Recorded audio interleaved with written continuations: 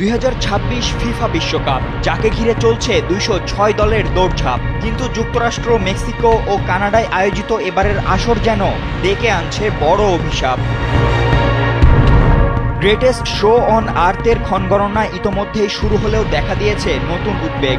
এবার আর প্রতিপক্ষ কোনো দল নয়, বরং প্রতিপক্ষ হয়ে উঠতে পারে গ্রীষ্মের উত্তপ্ত সূর্য। তাই তো ইউরোপের 3 দেশে অনুষ্ঠেয় আসন্ন বিশ্বকাপে তীব্র গরমের প্রভাবে ফুটবলারদের স্বাস্থ্য ঝুঁকির আশঙ্কা প্রকাশ করেছে বিশ্ব ফুটবলারদের সংগঠন ফিফপ্রো। সম্প্রতি যুক্তরাষ্ট্রে অনুষ্ঠিত ক্লাব বিশ্বকাপে এই গরমের ভয়াবহতা এরই মধ্যে সামনে এসেছে। পিএসজি বনাম আতলেটিকো মাদ্রিদ এবং চেলসি বনাম এসপেরাস ম্যাচে তাপমাত্রা ছাড়িয়ে যায় ফিফপ্রোর নির্ধারিত সীমা। তারপরও ম্যাচ চলেছে পুরো দমে। কাম অন ব্রো, এসব অনেক কিছু আসবে আর যাবে, এক্সপার্ট কিন্তু থেকেই যাবে।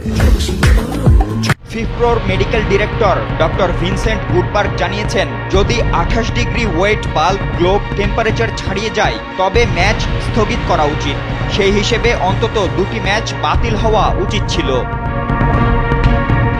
ফিফপ্রোর মতে ফ্লোরিডার মায়ামি ও অরল্যান্ডোর মতো শহরগুলোতে দুপুরের ম্যাচ আয়োজন খেলোয়াড়দের জন্য চরম বিপজ্জনক হতে পারে।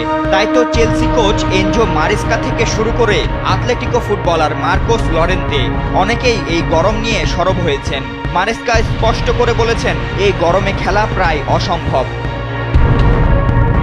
ফিফপ্রো বলছে, ম্যাচ হোক রাতে, গরমের চরম সময়টুকু এড়িয়ে খেলোয়াড় দর্শক সবাই বাঁচুক ঝুঁকি থেকে। বিশ্ব ফুটবলারদের এই সংগঠনের কৌশল ও নীতিমালা বিষয়ক পরিচালক আলেকজান্ডার বিয়েলেফেল্ড বলেছেন, আমরা চাই ফিফা যেন দুপুরের ম্যাচ আয়োজন এড়িয়ে রাতের দিকে খেলা আয়োজন করে।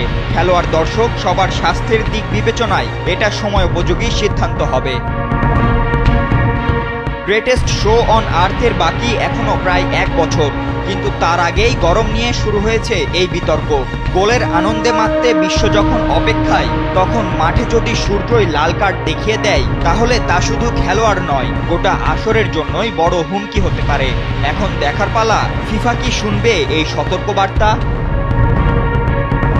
ফাতিন ইশরাক, কালবেলা।